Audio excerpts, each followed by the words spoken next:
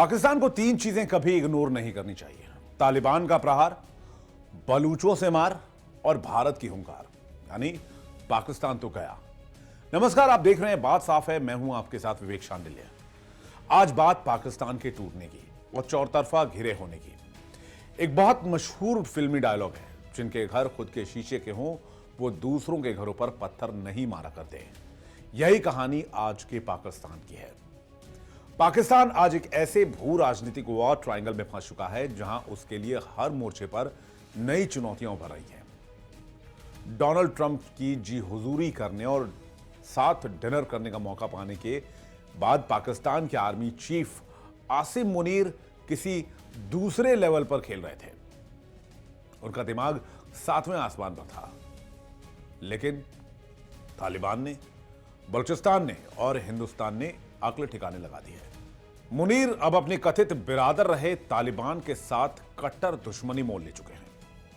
साल 2025 में पाकिस्तान का प्रोपेगेंडा वॉर चारों खाने चित हो रहा है। इसमें आसिम मुनीर, जो कि प्रोपेगेंडा मुनीर के नाम से भी जाने जाते हैं, और शहबाज शरीफ, जिसे प्रोपेगेंडा शरीफ भी कहा जाता है, खासकर ऑफ सिंदूर के बाद, दोनों चारों खाने चित हैं।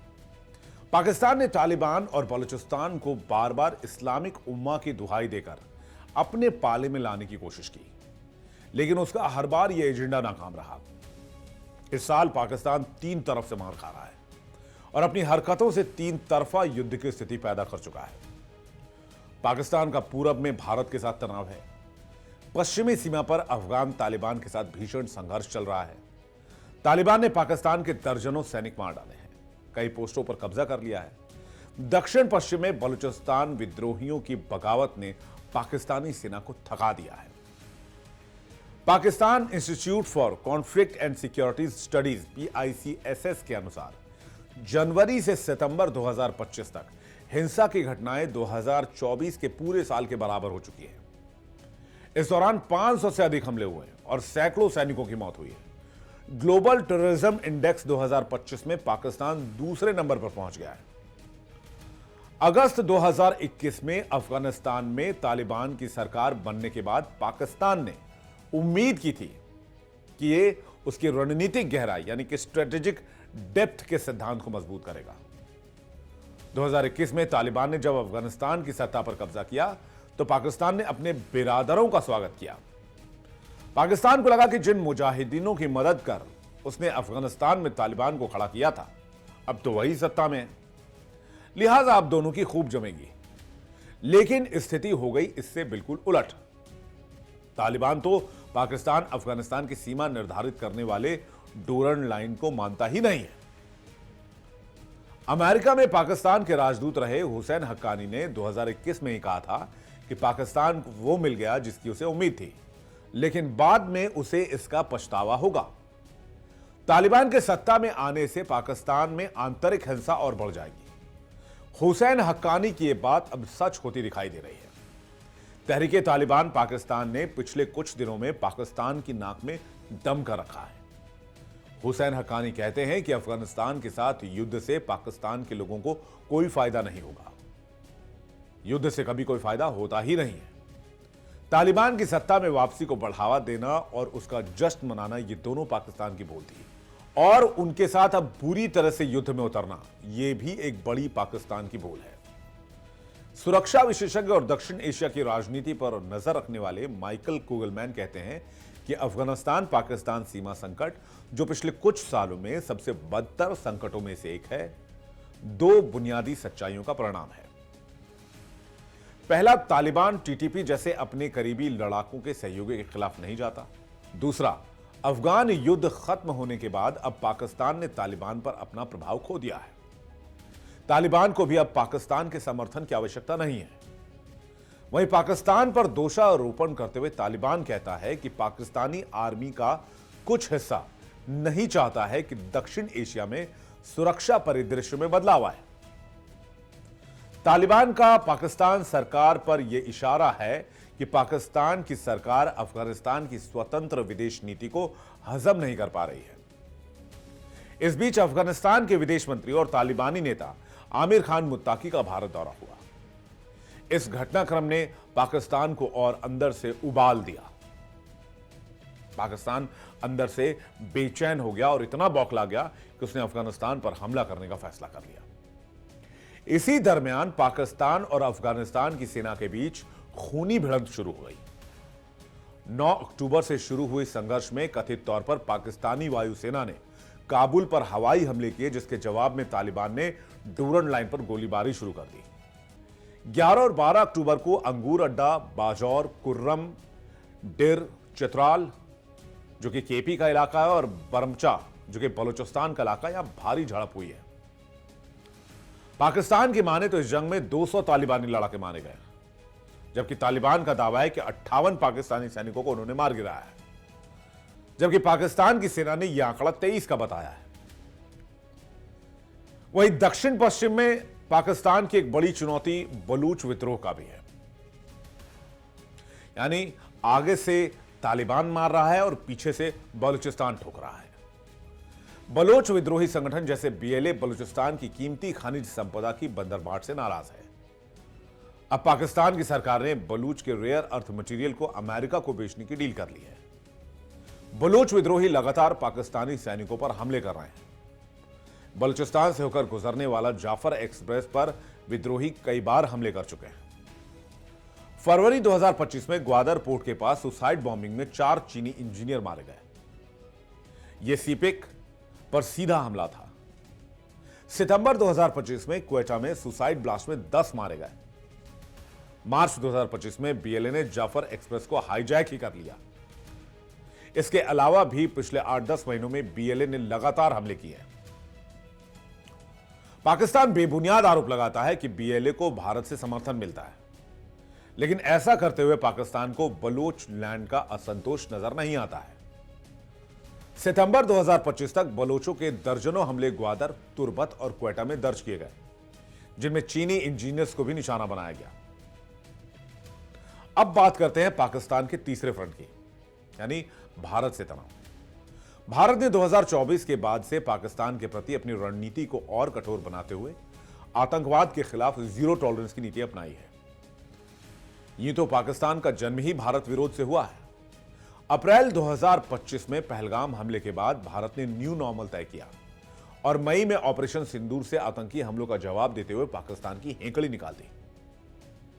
भारत ने जैश ए मोहम्मद और लश्कर ए तैयबा के 9 ठिकानों पर मिसाइल से अटैक किया। 4 दिन तक हवाई, ड्रोन और साइबर युद्ध में भारत ने पाकिस्तान के 10 से ज्यादा हवाई अड्डों और हैंगर्स को तबाह और बर्बाद कर दिया। इसके अलावा पाकिस्तान के कई विमान मार गिराए गए। इसी के साथ भारत ने शिमला समझौता रद्द कर दिया और सिंधु जल संधि को भी ठंडे बस्ते में डाल दिया। भारत ने साफ कर दिया कि अब आतंकवाद की कोई भी कार्रवाई एक्ट ऑफ वॉर मानी जाएगी और भारत इसी के हिसाब से जवाब देगा।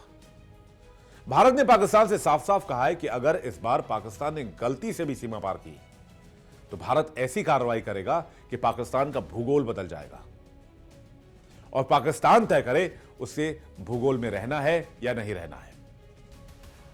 अगर उसे अपनी भूगोल में जगह बनानी है तो उसे आतंकवाद छोड़ना पड़ेगा। इसके अलावा सीमा पार से ड्रोन, हथियार और नशे की तस्करी के खिलाफ भारत की तकनीकी निगरानी ने पाकिस्तान की पुरानी लो इंटेंसिटी वॉर की रणनीति को निष्क्रिय कर दिया है। इससे भी पाकिस्तान बौखलाया हुआ है। इस बीच अब पाकिस्तान के लिए 2 और मोर्चे खुल गए हैं, जिससे एक बात तो साफ है कि पाकिस्तान के दिन गिने चुने ही बचे हुए हैं।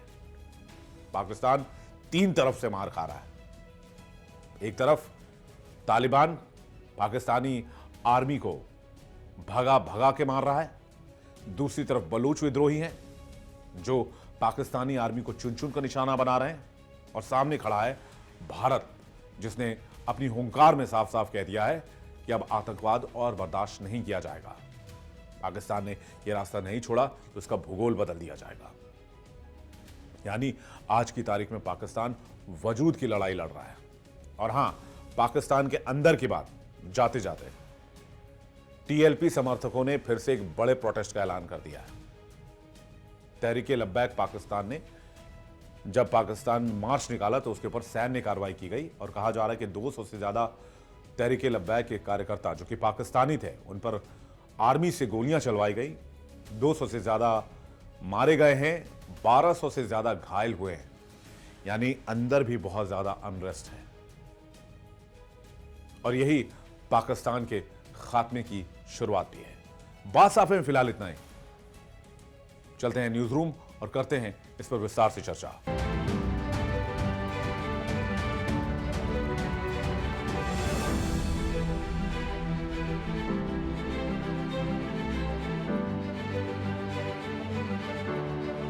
शुक्रिया विवेक आपका। विवेक ने हमें समझाया कि किस तरीके से पाकिस्तान और तालिबान के बीच में तनाव रहा है। नमस्कार, मैं हूं आशीष सिन्हा। न्यूज रूम में हम चर्चा करेंगे पाकिस्तान और तालिबान के बीच में इस समय संघर्ष जो है वो ज्यादा क्यों बढ़ता जा रहा है।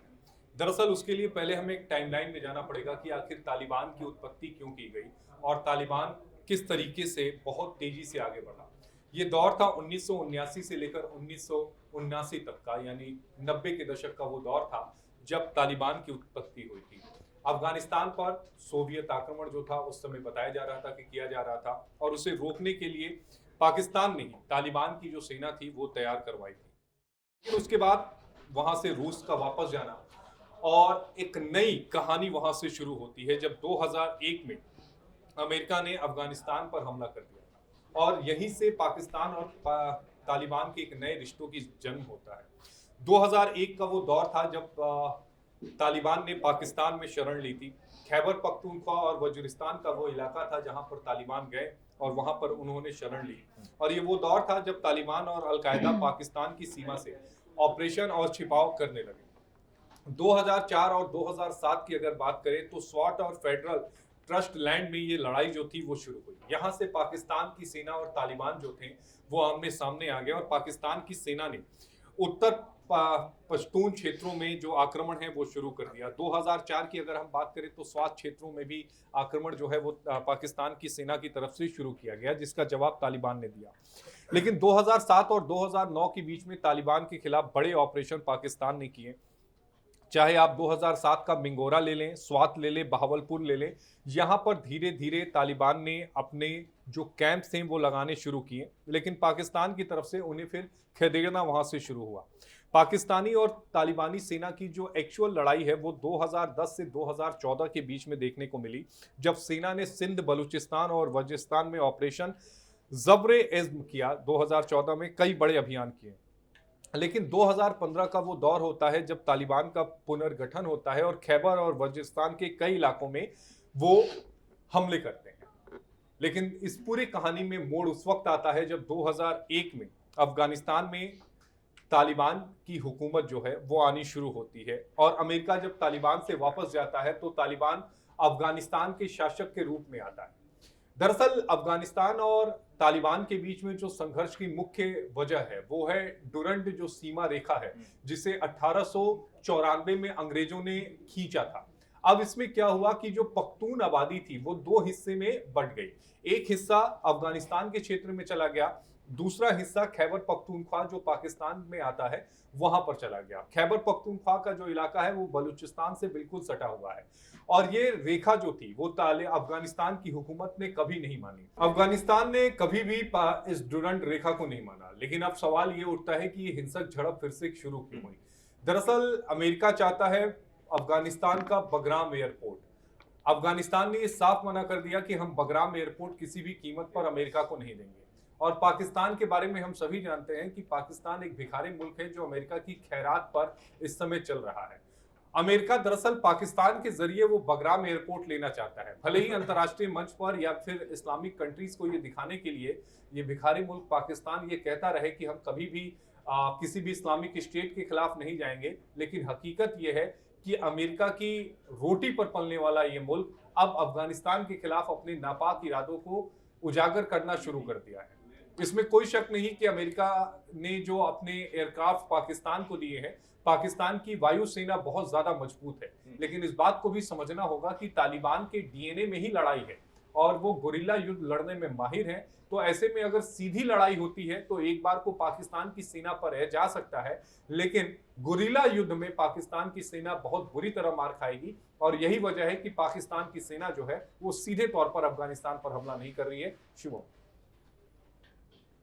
बात अफगानिस्तान की हो रही है तो थोड़ा बहुत जैसा इन्होंने समझाया कि भाई डीएनए में लड़ाई, तो अफगानिस्तान को कहा जाता है ग्रेवयार्ड ऑफ एम्पायर, यानी कि कई जो साम्राज्य हैं उनकी कब्रगाह, उनका कब्रिस्तान, साम्राज्यों का कब्रिस्तान।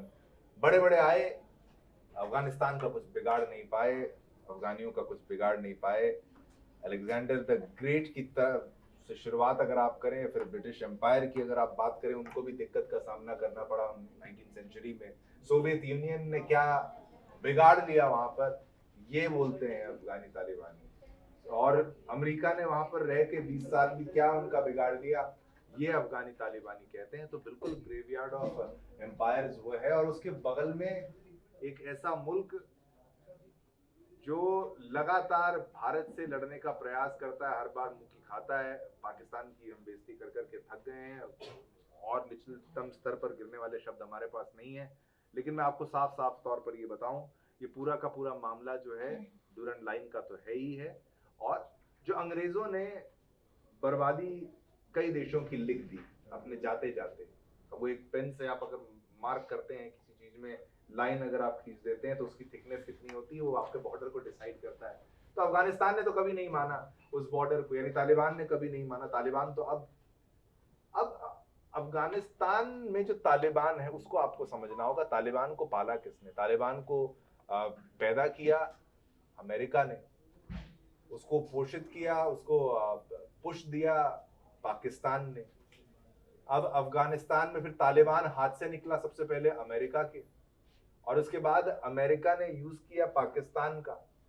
अब पाकिस्तान के लिए वही सांप जो पहले अमेरिका को डस रहा था, अब वो उनके ऊपर चढ़ गया है। अब उनको निगल के रहेगा वो, मैं तो कहूंगा अजगर है, वो खा जाएगा इनको।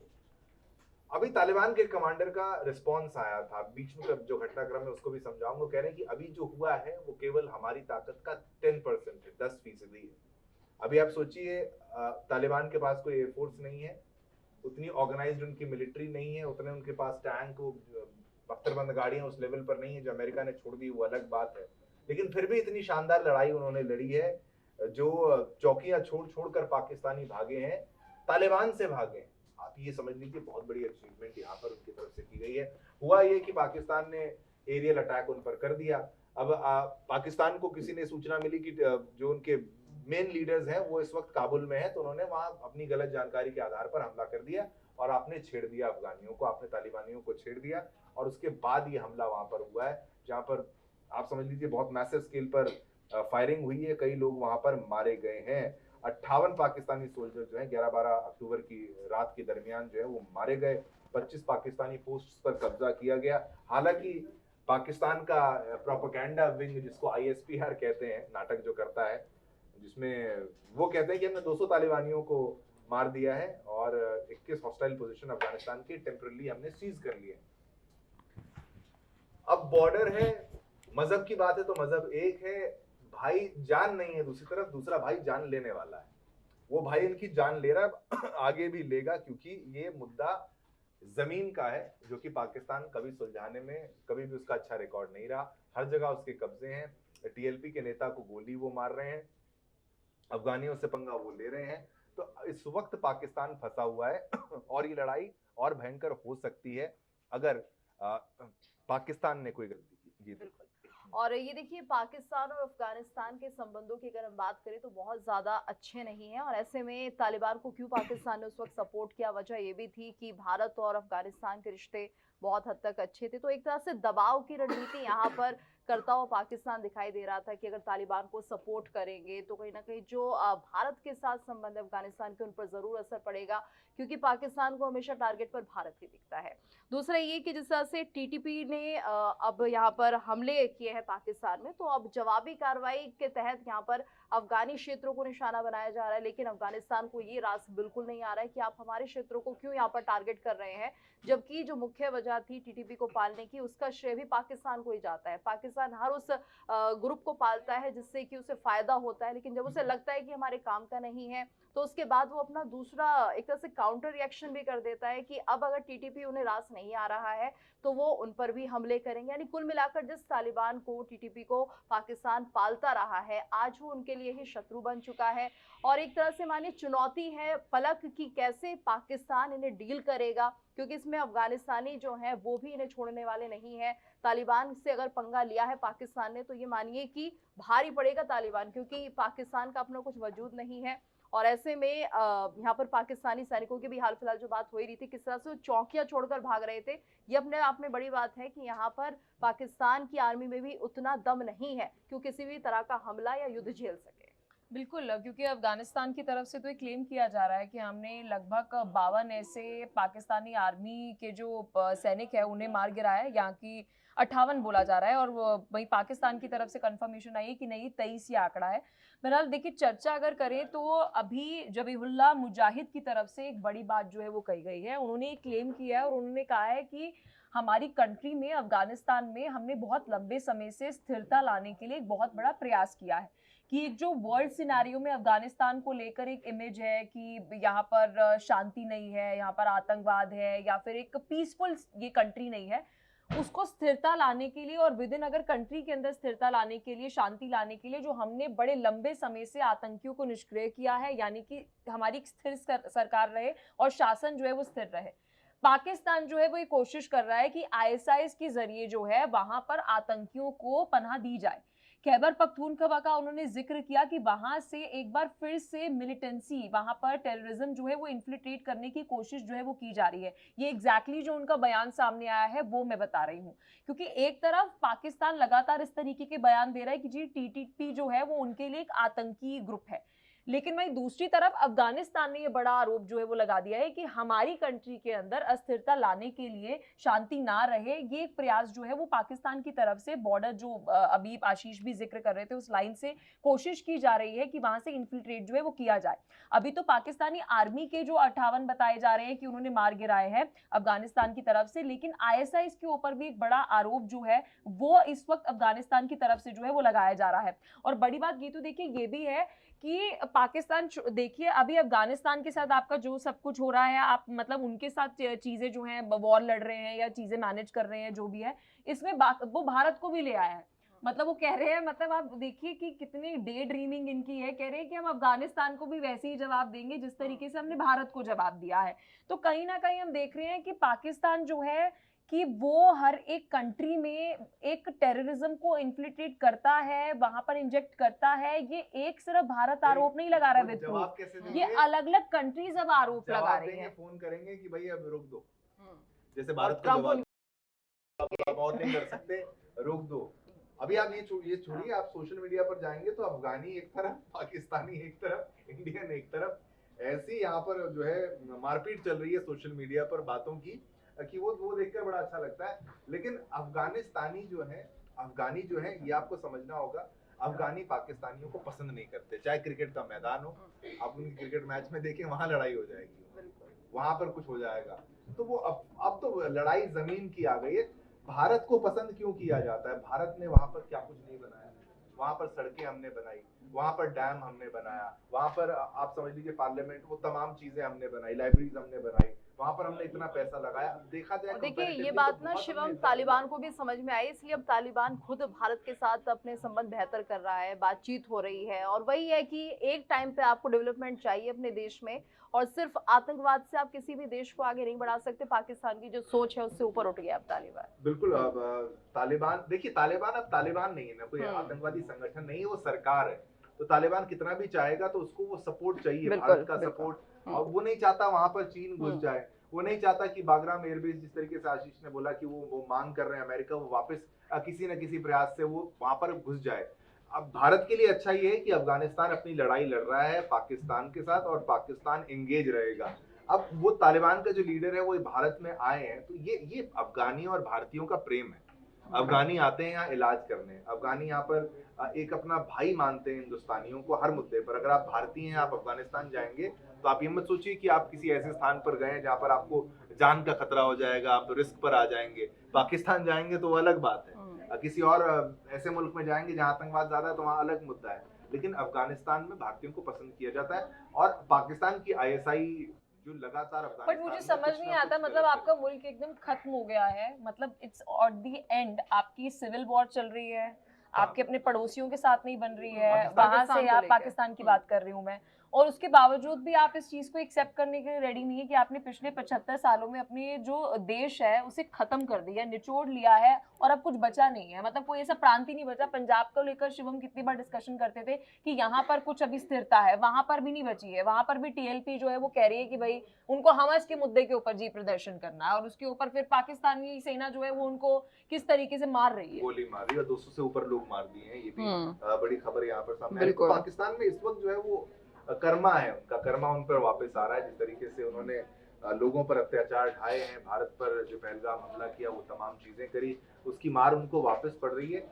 ये जब ये सांपों को पालेंगे तो सांप इनको काटेंगे, जब ये आतंकवाद को बढ़ावा देंगे तो आतंकवाद की मार इनको पड़ेगी। इस वक्त ये स्थिति अब बिल्कुल पाकिस्तान के हाथ से निकल गई है। दूसरा बात ये, पाकिस्तान में ये दो तरीके के लोग हैं, एक जिनके पास है और दूसरे हैव नॉट्स, हैव और हैव नॉट्स वाले हैं। वहां पर एक है, एक बिल्कुल गुर्बत में है, एक अमीर है तो बहुत अमीर है। तो वहाँ करप्शन की ये कोई मिडिल क्लास वहां पर ऐसी नहीं है जैसे भारत में आप देखेंगे मिडिल क्लास, और वो गरीबी तो बहुत गरीबी और अमीरी तो फिर छप्पड़ फाड़ अमीरी, और जहाँ पे करप्शन जो कि बिल्कुल। वहाँ पर और वो है, लोगों और के उसी अंदर को- इसी बात का गुस्सा भी है शिवम, विद्रोह भी हमेशा हम देखते हैं पाकिस्तान में। लेकिन जो पाकिस्तान की दमनकारी नीति है वो शायद इस तरह के प्रदर्शनों को एक तरह से आगे बढ़ावा नहीं देने देती है। जैसे हमने देखा किस तरह से जो ये प्रदर्शनकारी थे इनमें एक तरह से फायरिंग इन पर कर दी गई, अगर अपनी बात करते हैं। और लगातार जो उनके लीडर्स हैं उन पर अटैक किया जाता है। इमरान खान की अगर हम बात करें, उन्होंने जब यहाँ पर सेना का विरोध किया था, उन्हें किस तरह से सलाखों के पीछे डाल दिया गया। तो ये पाकिस्तान की जो सोच है, फितरत है, वो उससे कभी उबर नहीं पाएगा। हालांकि अब ये देखें तो चारों तरफ से पाकिस्तान गिरता हुआ नजर आ रहा है। आशीष, देखिए, जाहिर तौर पर पाकिस्तान गिरता हुआ नजर आ रहा है, लेकिन तालिबान के बारे में भी ये कह दिया जाए कि तालिबान को भारत ने कोई मान्यता नहीं दी है, अंतर्राष्ट्रीय स्तर पर भी तालिबान को मान्यता नहीं है। उसके पीछे वजह उसका आतंकवादी इतिहास और दूसरा महिलाओं को लेकर उसकी दमनकारी नीति। बहरहाल दोनों आपस में उलझे हुए हैं। देखना ये होगा कि इसमें अंतर्राष्ट्रीय जो दूसरे समूह हैं उनका क्या कुछ रोक रहता है, क्योंकि ट्रंप ने कहा कि एक बार मैं मिस्र से फ्री हो जाऊं, उसके बाद में अफगानिस्तान और पाकिस्तान का भी युद्ध रुका होगा। बहुत शुक्रिया आप सभी का न्यूज रूम में जुड़ने के लिए। वक्त एक ब्रेक का हो गया है, कल फिर हम आपके साथ किसी नए टॉपिक के साथ दिखाते हैं।